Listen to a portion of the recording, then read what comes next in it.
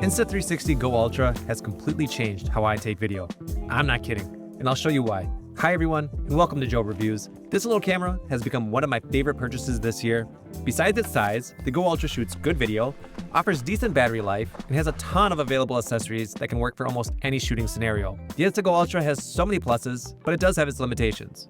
So alright, let's get into it. But first, a quick unboxing. While this isn't the unboxing experience you get with Apple products, I like that once you slide the cover off, the camera's sitting there looking at you. Visually, you can see right away how small this camera is. There are two options for colors, white or black. I think the camera looks really good in both colors. I do like that the white version has this orange accent, which I'm a sucker for small details like that. Besides the camera, inside is the magnetic pendant, USB-C to USB-C cable, lanyard, and action pod. Now that it's unboxed, let's go over a few of the highlights and how it stacks up to the previous gen model. The GO Ultra has 4K video up to 60 frames per second, or 1080 at 240 frames per second, 50 megapixel photos. The whole camera unit weighs in at about 53 grams or just under 2 ounces. It has 70-minute runtime on the camera alone and up to 200 minutes with the action pod. These specs sound great on paper, but none of these convinced me to buy this camera. Let me show you the real reason: the size. So this camera comes in two parts, the standalone camera and the action pod. I'll cover the camera itself first. What drew me to the GO Ultra was I wanted something to take on my runs where I could record myself and just the environment around me. I don't take my phone with me because I feel like it's too big to take on longer runs. So I was looking for a camera that's lightweight, compact, shoots 4K video, and can last at least an hour. The GO Ultra ticked all these boxes. The standalone camera is 1.8 inches by 1.8 inches by 0.7 inches thin. I can easily slip it into my pocket or pouch in my water bottle when running. In fact, there's been a few times while running that I would forget I even had it with me. It's roughly the same size as the camera bump on the back of my iPhone 15 Pro Max. So what's great about this camera is that when you want to shoot video, you just click the front button on the standalone camera, it'll turn on and automatically start recording. When I'm done, I click that button again, it stops recording and just turns off. I really like how this works. I don't have to click the button multiple times to turn it on and then to start recording. Just one click to quickly capture what I want, and then one click to stop and turn off. This feature is great for extending the battery life as well. Another feature of the standalone camera that I really enjoy is the magnetic back. This is great for setting up shots without the need for a stand. When I want to get a shot of myself but don't have my tripod, I can just attach it to anything made of metal, like a sign or a gate and so forth. It really helps you get creative with shooting. There are some neat overhead shots you can capture, or even some moving action shots. These overhead shots of me working out or cooking would be tougher to get with my phone versus just magnetically connecting the camera. Depending on the surface you attach the camera to, the magnet feels pretty strong and doesn't easily detach. On the camera itself, there are two indicator lights that show if the camera is on, which will be blue, or recording, which is red. There's also a microphone on the front side that I think does a decent job of recording, but I'll show more on that later. Next to the mic is the ambient light sensor. This helps detect the surrounding light and adjust the color for better looking video. Next to the light sensor is the camera button and speaker. Also on the side of the camera is the micro SD card slot. The GO Ultra without the action pod is waterproof up to 33 feet. It is recommended to use the aqua lens when going underwater, which is sold separately. I didn't purchase that, so this is what it looks like going underwater at a creek near my place. I don't think it looks too bad. The water does have a lot of stuff floating around in it, but overall, it could work even without the aqua lens. Alright, so let's move on to the picture quality before discussing the action pod. The GO Ultra has a larger 1/1.28 inch sensor than its predecessor, the GO 3S, with its 1/2.3 inch sensor. With the larger sensor, this should allow for better low light images. In fact, Insta360 really markets how well this shoots in low light situations, but in my experience, low light video quality has been mixed at best. In these examples, I shot some video around my house at night just to see what it looks like. There's some light here, but it's rather dark. I compared it to my iPhone 15 Pro Max, both shooting 4K at 30 frames per second. I'm using pure video mode on the GO Ultra and just the camera app on my iPhone with no adjustments. As you can see, the GO Ultra's footage just looks kind of grainy and loses a lot of detail compared to my 2-year-old iPhone. So my suggestion is for night shots, use your phone. For day shots, this camera works great. I used this camera during the day a ton this past fall, recording myself on my runs. I had plenty of footage in sunny, cloudy, and rainy weather. I mainly shot in vertical as I used it for my Instagram page for tracking my marathon training. I was really happy with how the footage looked. I think it picked up a lot of detail and did a good job of balancing color. The wide field of view is great for shooting close-up selfie videos. Is quality as good as my iPhone? Well, no, but it's still pretty good, and I'm alright with less than iPhone quality footage with the camera in this form factor. And speaking of form factor, you could easily switch from vertical 9x16 to landscape 16x9 by rotating the camera to the left or right, so basically the same as your phone. It can be a bit difficult to figure out which orientation you're shooting in if you're not paying attention. I've had to memorize that if the lens is on my right side, then I'm in vertical mode.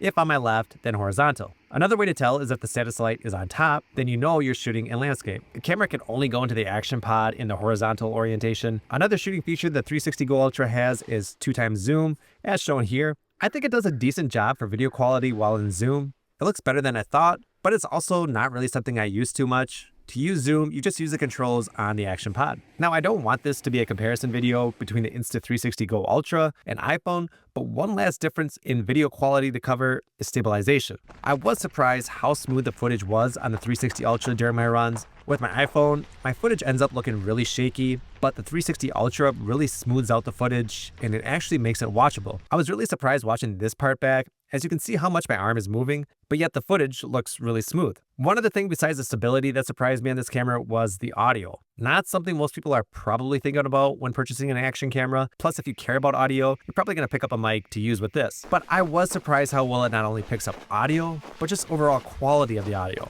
It actually sounds well enough to use without a microphone if you really need to. I just wanted to showcase what the audio sounds like on the Insta360 GO Ultra. I think my voice comes in nice and clear and crisp, and the camera itself does a good job of minimizing any background noise. I think other than stability, I'd say the quality of the audio has probably been one of the most surprising features of this camera for me. Okay, I've covered most of the good and not so good things about the camera, but that's really only half this rig, the action pod being the other half. This thing is actually well thought out and feels solid. The camera snaps into the action pod with a strong magnetic connection. It locks into place, and to release, there's an unlock button on the side that you click to pull the camera out. Next to the unlock button is the USB-C port for charging or transferring images and video. Up on top is a large record button. I like that it's positioned just like actual cameras. On the other side of the action pod are two buttons, the power button and quick action button. The power button is self-explanatory. Press it to turn on and press and hold to turn off. The quick action button can quickly launch into a set of video modes by default, or you can customize it to a set of different action options.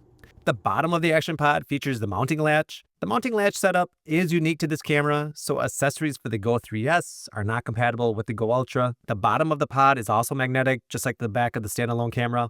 Again, it offers a strong grip despite its weight. One other thing that I really like about the action pod is the little rubberized grip at the front. It just makes the whole camera feel like a miniaturized DSLR. The grip allows for a little easier handling of the camera. The back of the action pod features a 2.5-inch touchscreen.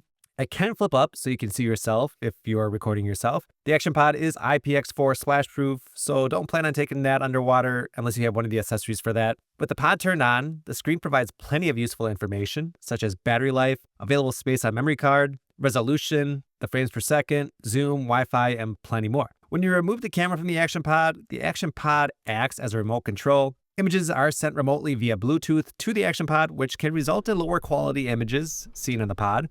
However, this really hasn't been something I've noticed much. The touchscreen itself works well and is responsive, although there isn't much real estate and it can be a little tricky to tap what you want. There are a few swipe features. If you swipe up from the bottom, you can change resolution and other camera settings. Swiping left to right also brings up more camera settings and the ability to change from auto to manual settings. Swiping down from the top brings up even more settings, such as a screen lock, camera sounds, screen brightness, system settings, and the ability to set up voice control and gesture control. I really like all the settings the GO Ultra provides. It really helps dial into your shooting situation. So now onto one of the last things to discuss, battery life. Insta360 advertises up to 60-minute runtime in 4K on the standalone camera and up to 170 minutes with the action pod. In 1080, those numbers jump up to 70 minutes and 200 minutes respectively. In my experience, I've gotten really close to those numbers. I've had the standalone camera go nonstop on my run in 4K and got nearly an hour out of it before it died. The standalone camera can charge up to 80% in 12 minutes by sticking it back into the action pod. Well, I wish I could get a bit more runtime out of the standalone camera. I think an hour in 4K is adequate. It is easy to extend the life by turning it off when you don't need it. I like that the action pod can provide a quick, nearly full charge, which helps ensure there's little downtime. Okay, now on to the last thing to discuss, and that's the accessories. There are plenty of available accessories, and depending on the bundle you choose, there are different accessories for each of those. I just went with the standard bundle, which comes with a quick release safety cord, magnetic clip, and magnetic pendant. Of these accessories, I use the magnetic pendant the most. It's just easy to throw around my neck and adjust where I want the camera. You can easily rotate the camera to switch between landscape and vertical. The magnetic clip I thought would be great to use on a hat, but the camera ends up being too heavy for most brims and falls forward a bit. I like that there are plenty of accessories to choose from, and I think that unless a bundle has just every accessory you need, you're probably better off going with the standard bundle and then just picking the accessories you'll actually use. So overall, I've really been enjoying the Insta360 GO Ultra.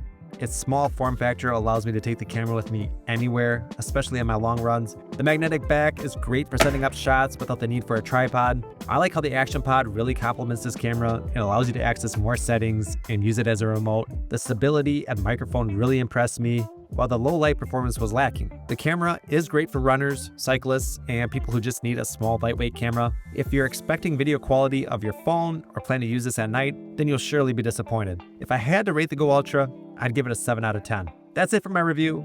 Let me know in the comments what you think of this camera. Are there things that you've enjoyed using on it or shortcomings that disappointed you? Otherwise, please leave a like and follow, and I'll catch you for the next review.